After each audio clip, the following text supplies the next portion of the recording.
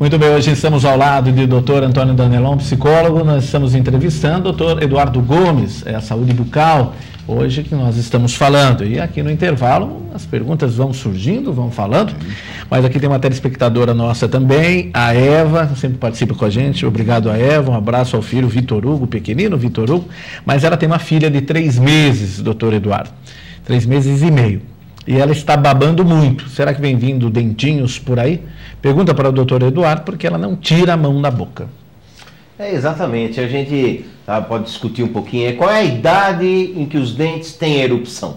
Cada pessoa se comporta e tem uma determinada fisiologia.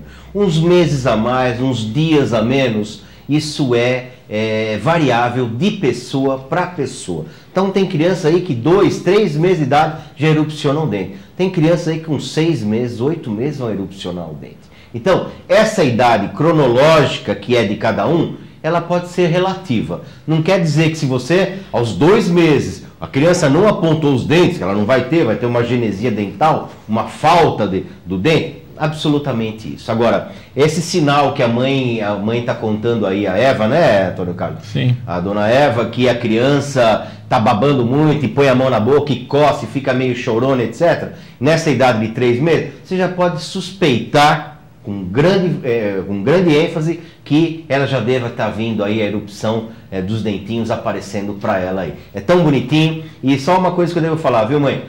Tome bastante cuidado com isso. E tem aí na praça, no comércio, quero dizer, os produtos que se usam. O tal do nenê dente, nenê daqui, nenê de lá. Olha, a população já sobreviveu sem nenê dente durante não sei quantos séculos. E pode sobreviver agora também da mesma maneira. Existe aí, os pediatras indicam alguma coisa, você achar que deve sim. Se não, os dentes vão erupcionar da mesma maneira, você passar alguma coisinha ou não para a criança. Agora, um que é mais importante, Eva, assim que erupcionar os dentinhos da criança, pega uma fraldinha limpa, uma aguinha filtrada e passe diariamente nos dentinhos do seu filho. Aí sim você vai ver ele ter uma saúde bucal pro resto da vida.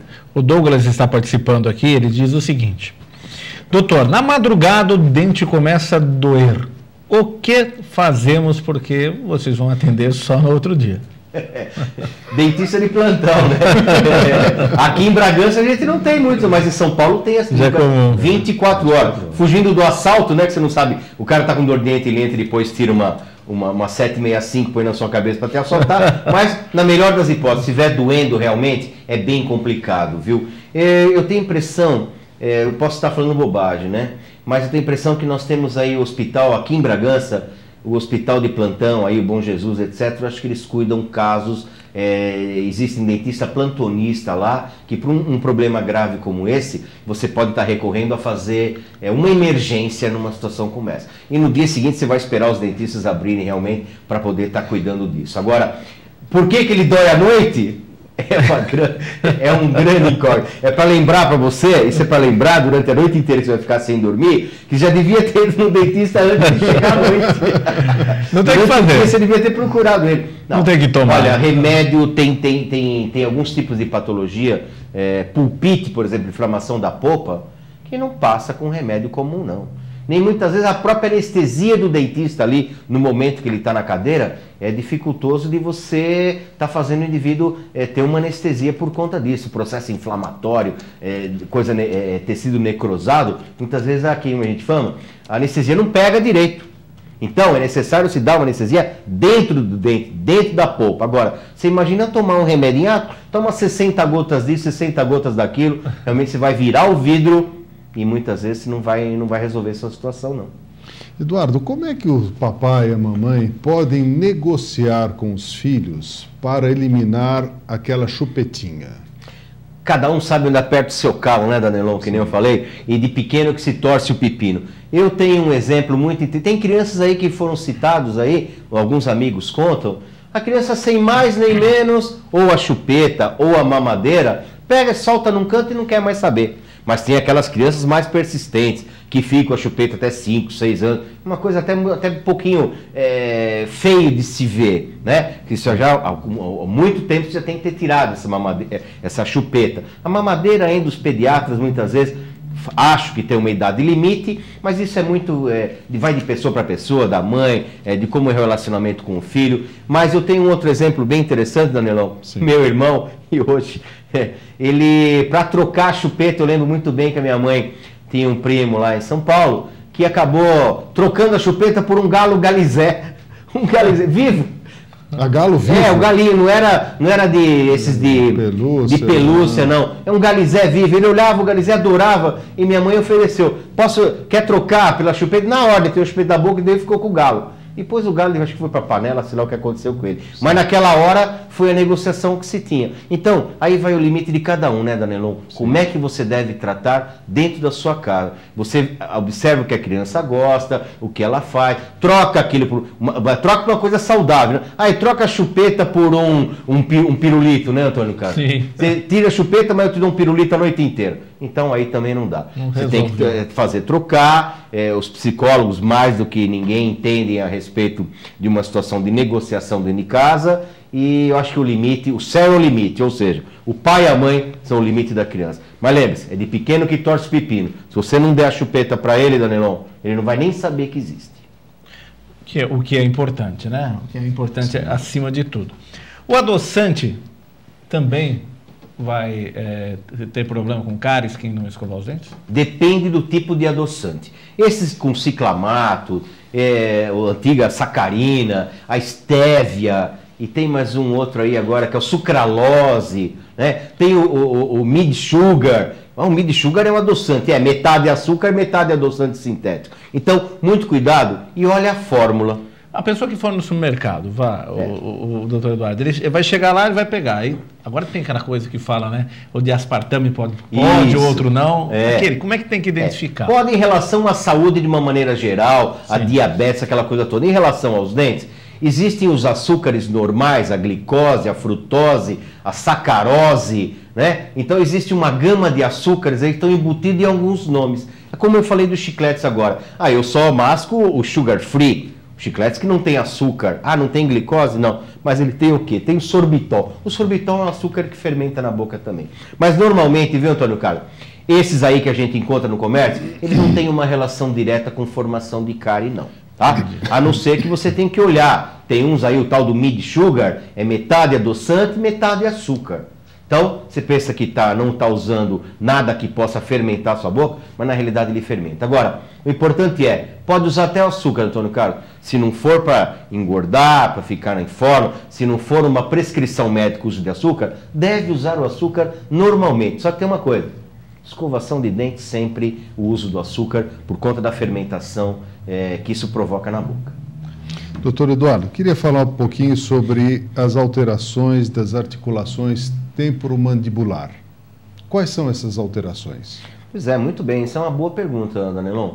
Veja só, nós temos aí pessoas com problema, articulação temporomandibular, só para ilustrar um pouquinho, essa é a articulação que nós temos da mandíbula em relação à maxila. O único osso móvel da cabeça é a mandíbula, onde ela está articulada num espaço, no crânio, onde tem uma cápsula que é inervada. Então ela recebe o sistema nervoso ali. Portanto, é aí que provoca a dor. É aí que acontece a dor. Algum tipo de disfunção, por exemplo, dentes tortos, o apinhamento dental, a mania que as pessoas têm de por exemplo, ter um lápis no canto da boca, a pessoa que usava antigamente o cachimbo. Então ela fica durante muitos anos com um determinado tipo de hábito. Aquelas pessoas que têm o dente torto, mordida cruzada, mordida aberta, onde a mordida não é perfeita, encaixada, ele sobrecarrega a articulação temporomandibular. Sobrecarregando, ao longo de muitos anos, pode haver um desgaste ósseo, Danilon. Além da dor que ele vai ter mais para frente, que muitas vezes até caso de cirurgia, né? Um desgaste ósseo, onde ele tem que passar realmente por um processo de reconstituição daquele local e uma reeducação, portanto. Então, o que a gente diz? Essa articulação temporomandibular, ela é altamente importante para nós. Tem muita gente que conta, que a gente nem ouve falar aí, que tem pessoas que vão no neurologista por conta de dor regional na cabeça ou nessa região do rosto, eles vão no neurologista, e o neurologista muitas vezes não descobre o que é. Até que ele fala, bom, passa no dentista e dá uma olhada na articulação. E aí o problema na articulação, problema dentário, problema de mordida, de arcada dentária e não do neurologista propriamente dito. Isso é uma consequência dessa mordida, desse desgaste, desse hábito errado ao longo do tempo, que pode causar esse problema de ATM que a gente chama aí, viu?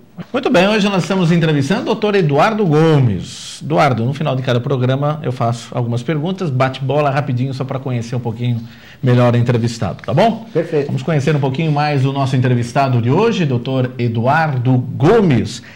Gomes? Nós somos parentes. Em algum lugar, certeza, né? Em algum lugar. Ou é de Portugal ou é da Espanha. Com certeza, só tem naqueles dois lugares. Exatamente, veio de lá. Doutor Eduardo, já que estamos falando aí do passado, a melhor lembrança da infância que você pudesse viver um dia de novo, qual seria? Se você pudesse voltar o tempo. As brincadeiras aí em parque infantil, com a família, o pai e mãe juntos, isso não tem preço que pague. Doutor Eduardo, não suporta o que no ser humano? Eu acho que a pior coisa do ser humano para mim é o egoísmo. Um sonho que deseja ainda realizar ainda não o fez. Perdeu o medo de pular de bungee jump. Bom, morro de medo de altura, não consigo nem trocar uma lâmpada, mas eu adoro asa delta, eu vejo aquele pessoal voando, mas eu tenho muito medo. Tenho muito medo disso. Saúde bucal no Brasil está para o mundo como? Estamos caminhando, viu? Estamos melhor do que estávamos na época do Tiradentes, que o Danelon esqueceu de perguntar para mim da história da odontologia, mas a odontologia melhorou muito em termos de material, em termos de capacitação de profissionais. Estamos melhorando, vamos melhorar ainda mais. Eu sou otimista, viu? Melhor profissional com quem trabalhou na vida, quem foi? Ou conheceu? Eu acho que o profissional que me projetou aí na área educacional, me deu realmente uma chance, Dr. Rubens Campos, que é falecido, um parasitologista de mão cheia, onde eu fui no primeiro congresso e vi ele, que era o organizador do congresso, e quando eu percebi, esse homem estava trabalhando comigo dentro do laboratório, aqui na Faculdade de Medicina de Bragança Paulista, eu acho que essa foi a pessoa que realmente eu me inspirei aí para seguir a minha vida acadêmica. O livro da vida, qual seria? Só não vale a Bíblia, porque todo mundo fala sempre da Bíblia. Eu gosto muito de leitura científica, e eu, como bom biólogo, não vou dispensar a teoria da evolução do Charles Darwin. Boa, também. Aliás, está sendo relançado pela Folha de São Paulo. Frase ou pensamento que leva na vida? Frase ou pensamento? Fique à vontade. Difícil, uma frase só, um pensamento só, né? Tem muitos Bob Marley que eu coloco no meu MSN, mas é até meio proibido fazer agora. Mas é muita covardia de um homem se ele for despertar o amor de uma mulher sem, na realidade, querer amá-la. Bonito. É o Bob Marley, não é minha não, hein? Doutor Eduardo Gomes, ser dentista é fazer o que pelas pessoas? Olha, é um sacerdócio como um médico, como um padre, você tem que estar disponível, tem que estar disposto. E não é apenas o dinheiro que manda, não, né? Se a pessoa chegar, bater no seu consultório e pedir uma ajuda sua, eu acho que você, como profissional da saúde, tem obrigação de estar atendendo. É óbvio, não vai fazer um implante em todo mundo que aparece na sua porta, mas tratar uma pessoa, uma situação adversa que ela tenha, você tem obrigação, como profissional da saúde, orientar e tratar essa pessoa. Doutor Eduardo, obrigado por ter vindo, agradável, muito foi a entrevista, valeu demais. E os assuntos ainda vão ficar por uma outra oportunidade. Obrigado mesmo. Não tenha dúvida, espero novamente ser convidado para participar de vocês. Para mim foi um prazer enorme estar participando disso. Se a gente pudesse aí, poderíamos ficar horas e horas e horas. Eu não me cansaria nunca disso. Muito obrigado. Obrigado, Antônio Danelon, por ter vindo também. Eu que agradeço. Um grande abraço, Eduardo. Você brilhante como sempre. Muito obrigado. Muito bem. Obrigado a você de casa.